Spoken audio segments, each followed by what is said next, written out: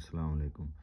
कुरान पाक दा महीना है रमज़ान ते कुरान पाक दा हक है कि दी तिलावत की जाए तो अल्लाह पाक फरमांदा बिस्मिल्लाहिर्रहमानिर्रहीम वल असर के ज़माने दी कसम जेड़ा बड़ी तेज़ी नाल वक्त लंघी जा रहा है। इन्नल इंसान लफी हुस्र सारे इंसान घाटे च जा रहे हैं। साडी सेहत घट रही है, उम्र घट रही है, माल दौलत औलाद हर किस्म के नुकसान च असी जा रहे हैं। इल्लल्लज़ीना आमनु ओ लोग ईमान, चार किस्म के लोग नुकसान च नहीं है। इल्लल्लज़ीना आमनु जेड़े ईमान लियाए व अमिलुस्सालिहात सिर्फ ईमान नहीं लियाते, नेक अमल कीते, व तवासौ बिल हक और सच हक की गल करते रहे, व तवासौ बिस सबर और सबर की तलकीन करते रहे।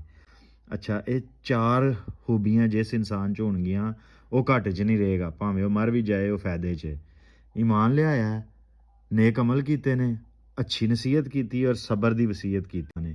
असरे हाज़र इंसान खुसर हसारे तो निकलिया। आमिल सालिहात अमल साले नेक अमल हक आमीनो ईमान ते सबर 15 लफ्ज़ां की सूरत है तो विचों 8 लफज वो ने जिहड़े पंजाबी उर्दू सिंधी बलोची पश्तो सारियां ज़बानां का हिस्सा ने। तो कहने तो मुराद ये वे कि ये चार साढ़े च खसूसियात भी असी पैदा करने की कोशिश करिए ते नाले सानू अकल आए कि साडी जुबान के उत्ते कुरान पाक के अल्फाज का किन्ना असर है और किन्ना एहसान है।